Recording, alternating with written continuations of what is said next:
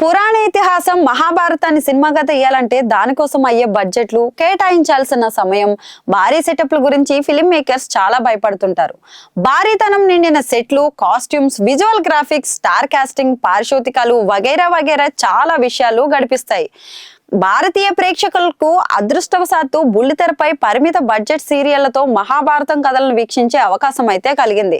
మహాభారతం పూర్తి సినిమాని తెరపై చూపించడం సులువు కాదు గనక దానిలోని కొన్ని ఎపిసోడ్స్ ని తీసుకొని సినిమాలుగా తీశారు కొందరు. కానీ ఇప్పుడు మహాభారతం పైన సినిమా తీస్తున్నానని ప్రకటించేశాడు లింగస్వామి. వరుస పరాజయాలతో అంత క్రేజ్ లేని లింగస్వామి నుంచి ఈ ప్రకటన రావడం ఆశ్చర్యపరిచింది. నిజానికి మహాభారతం పై సినిమాలు తీయాలన్నది దర్శకధీరుడు రాజమౌళి చాలా కాలంగా ఉత్కంఠగా ఎదురు చూస్తున్నారు. మిస్టర్ పర్ఫెక్ట్ అమీర్ ఖాన్ మహాభారతం సినిమాని అధికారికంగా ప్రకటించాక కూడా ఆపేశాడు.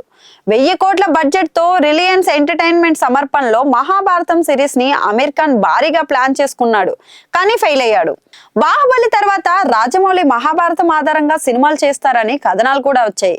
కానీ దిగ్గజ దర్శకుడికి ఇప్పటి వరకు కుదరలేదు. ఇప్పుడు లింగస్వామి ఏకంగా ప్రకటించేశాడు. 700 కోట్ల భారీ బడ్జెట్ తో మహాభారతంపై సినిమా తెరకెక్కిస్తున్నామని ప్రకటించి అందరి దృష్టిని ఆకర్షించాడు. అయితే అతడు కూడా వెటరన్ డైరెక్టర్స్ తరహాలోనే మహాభారతంలోని ఒక ఘట్టంపై మాత్రమే సినిమాలు తీస్తాడు. అతడి ప్రకారం ఈ చిత్రం పౌరాణిక పాత్రలైన అర్జునుడు, అభిమన్యుల చుట్టూ కథాంశం తిరుగుతుంది.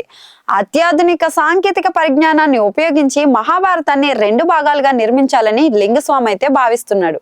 అయితే విస్తృతమైన ప్రీ ప్రొడక్షన్ పనుల కారణంగా ఈ ప్రాజెక్ట్ ఇప్పుడే ప్రారంభం కాదు. మీడియా వివరాల ప్రకారం ప్రతిష్టాత్మక మహాభారతాన్ని ప్రారంభించే ముందు లింగస్వామి ఒక తెలుగు సినిమాను కూడా పూర్తి చేస్తాడని తెలిసింది. శతాధిక చిత్రాల కథానాయకుడు రోషన్ తో ఈ సినిమాని తక్కువ సమయంలో పూర్తి చేస్తున్నాడని సమాచారం.